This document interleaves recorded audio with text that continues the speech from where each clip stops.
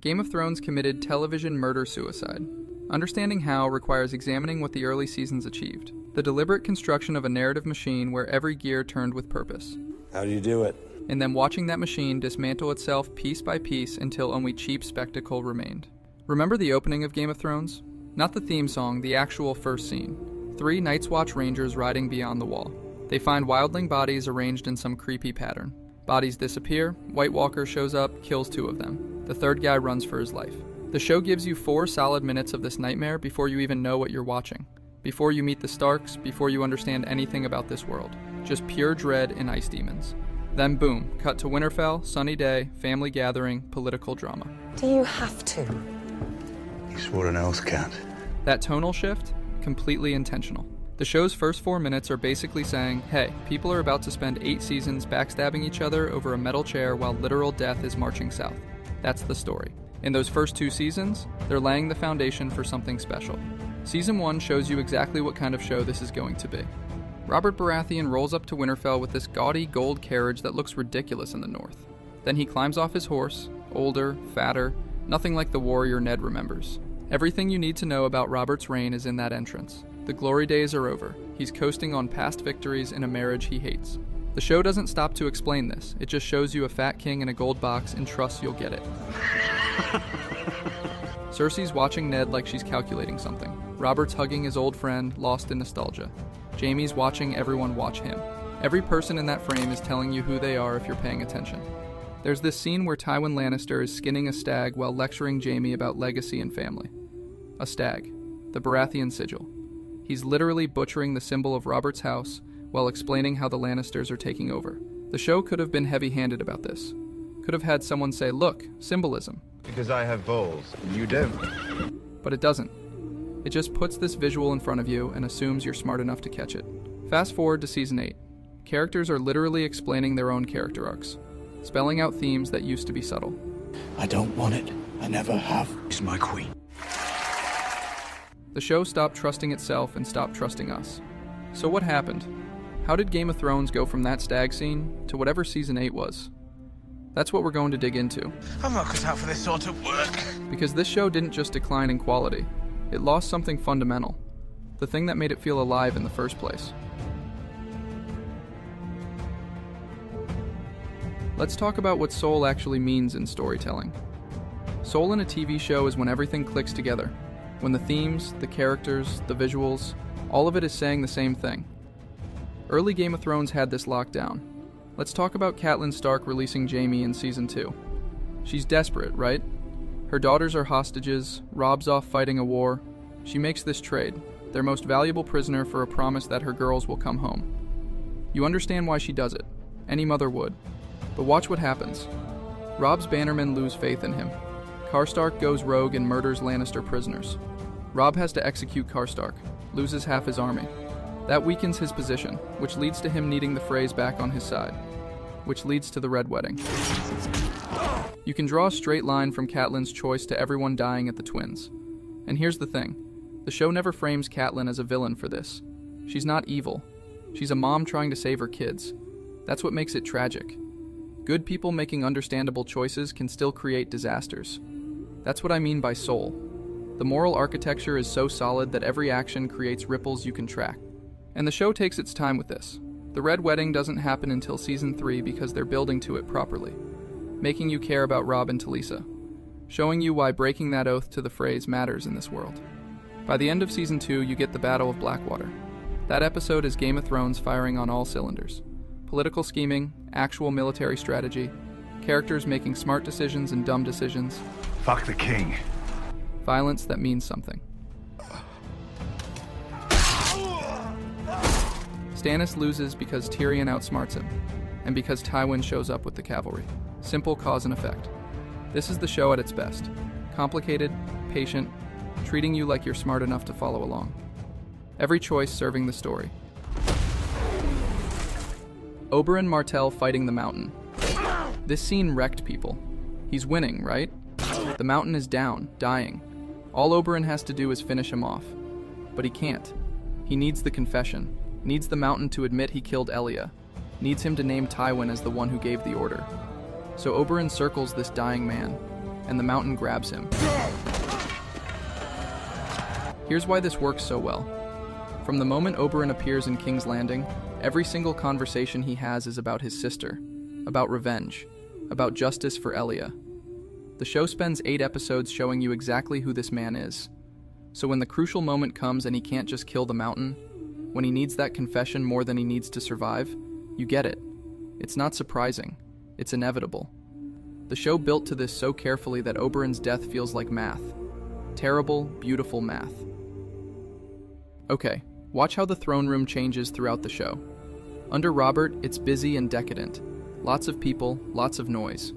Under Joffrey, everything's bright and sharp. He's got Ned's blood scrubbed away and he sits there bathed in sunlight like some golden tyrant. Under Tywin, it's businesslike, almost boring. Under Cersei by season 6, it's dark, cold, empty. Or look at Daenerys across the narrow sea. She's always framed against massive skies, open horizons, rising suns. The framing is screaming. This person represents change, the future, possibility. Early Game of Thrones used every tool available to tell the story. Season 5 is where things start feeling off. Little decisions that don't quite make sense. Characters acting weird. The machine's still running, but something's loose in there. Let's talk about what they did to Sansa. All of Season 4, her arc is about gaining agency. She's been a victim for 3 seasons. Joffrey's punching bag, Tyrion's unwilling wife, a witness to horror. Then Littlefinger gets her out and starts teaching her the game. She dyes her hair, changes her look, learns manipulation. That Season 4 scene when she walks down the stairs in the new outfit, that's a rebirth. Season 5 immediately walks this back. Littlefinger marries her to Ramsay Bolton. Why? Because the plot needs a character we care about in Winterfell. Because the show doesn't want to introduce Ramsay's wife from the books. So they sacrifice Sansa's development for narrative convenience. And what follows, Ramsay's abuse, doesn't develop her character. She doesn't grow from it or change. She just survives until Theon helps her escape. The trauma exists to shock the audience, not to explore anything about power or resilience or survival. Compare this to Theon's torture in Season 3. That horror had a point. We watched Theon, who betrayed everyone, who killed those farm boys, get destroyed by Ramsay. The show was asking, can someone who's done terrible things be redeemed through suffering? That's thematically rich. Sansa in Season 5 is just suffering for suffering's sake. The soul is cracking. Remember Oberyn? He was asking interesting questions about revenge. The Sand Snakes show up claiming they want revenge for Oberyn, but the show doesn't explore what that means. They're just angry. They say vengeance a lot and fight people. That's it. That's their characterization. Oberyn was a complete person. A warrior, a lover, a father, a man seeking justice who was also kind of seeking death. He had contradictions. The Sand Snakes are plot devices in leather. The show's lost interest in thematic depth. Characters now exist to create conflict, not to embody ideas. Stannis spent 4 seasons being this complicated, unlikable, but principled guy. He saved the Night's Watch. He was technically the rightful king. He burned people alive because he believed Melisandre's visions. He was rigid and cold, but he loved his daughter. Then Season 5 has him burn Shireen, his only child. Could this have worked? Maybe, if we'd seen him exhaust every other option. If the show had given us the space to understand how he gets from point A to point Z. Instead, it happens across 2 episodes. Ramsay burns his supplies, Stannis is in trouble, so he burns his daughter. Character consistency got sacrificed for plot convenience. The show needed Stannis gone to simplify the board. You can see the soul draining away. By Season 6, the show's figured something out. People will watch anyway. The ratings are massive, so why not lean into what's easy? Big battles, cool moments, dragons doing dragon things. Arya's whole Bravo storyline is supposed to be about identity. Can she give up being Arya Stark?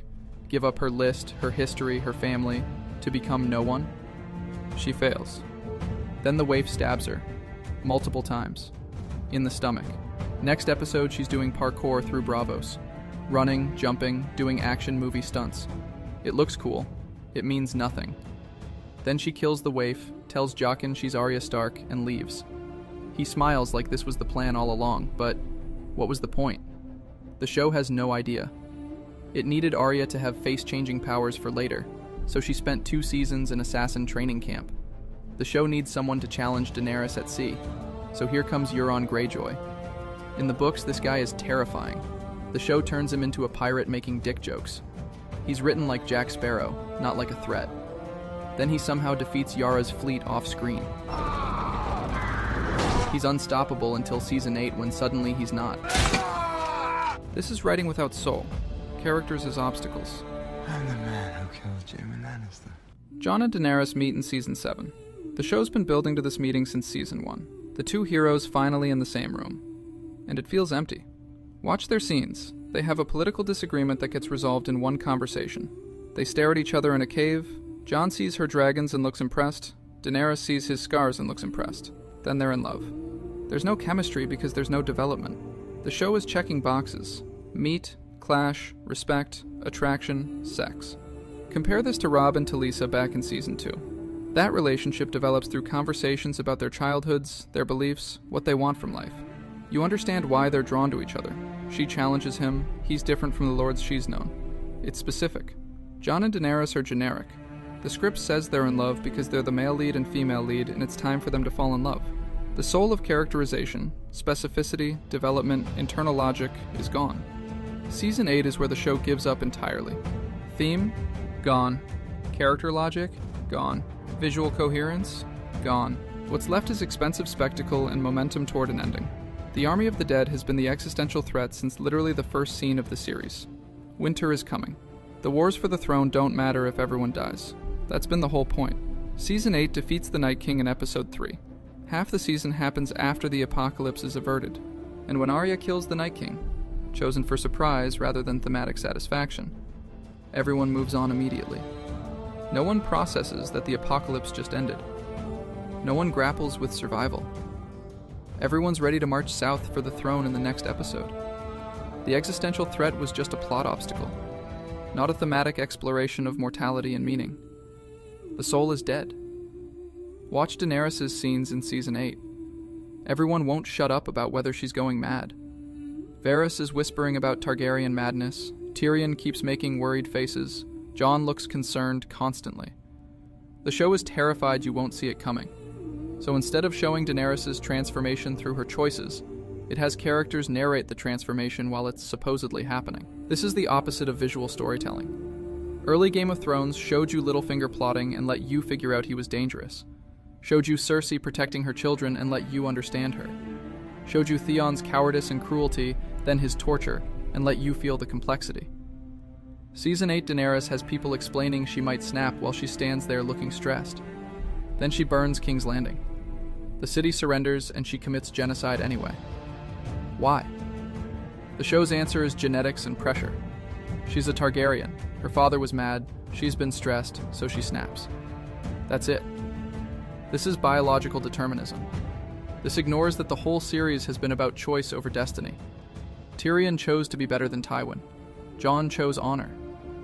Jaime fought against his father's shadow for 8 seasons. Daenerys is reduced to her bloodline because the writers couldn't figure out how to construct an actual descent into tyranny. So they skipped the journey and jumped to the destination. One of the last scenes is a small council meeting. Tyrion is Hand. Bronn is Master of Coins somehow. Sam is Grand Maester. They're bickering about rebuilding. Bronn wants money for brothels. Tyrion makes a joke. The tone is light, almost sitcom-ish. Quirky workplace comedy vibes. Thousands of people just burned alive in King's Landing. The apocalypse happened. Daenerys was assassinated. And the tone is... this? I think we can all agree that ships take precedence over brothels. I think that's a very presumptuous statement. This is tonal incoherence. The show forgot how to modulate emotion. Game of Thrones was a tragedy about power and its costs. The ending should be bittersweet. Victory at unbearable cost, peace built on ash. Instead, it's quippy. The soul that animated early Game of Thrones, the willingness to sit in grief, to let death matter, to treat consequence as real, has been replaced by Marvel banter. Late Game of Thrones became a show about convenience. The world bent to accommodate whatever the writers needed in the moment. When consequence disappears, meaning disappears. Why care about danger when everyone survives? Why analyze decisions when decisions don't actually matter? The fundamental loss is trust. Early Game of Thrones trusted you to follow complex politics, read subtext, understand themes without announcement. Late Game of Thrones trusted nothing. It explained everything. It simplified complexity. It chose spectacle over substance because spectacle is easier and the audience would watch anyway. That's what it means to lose your soul. Forgetting why you started. Becoming a shell that looks like the original, but hollowed out from inside. The show ended with the highest production values in television history. Movie quality effects, millions of viewers, and none of it mattered. Because Soul isn't budget or spectacle or hype.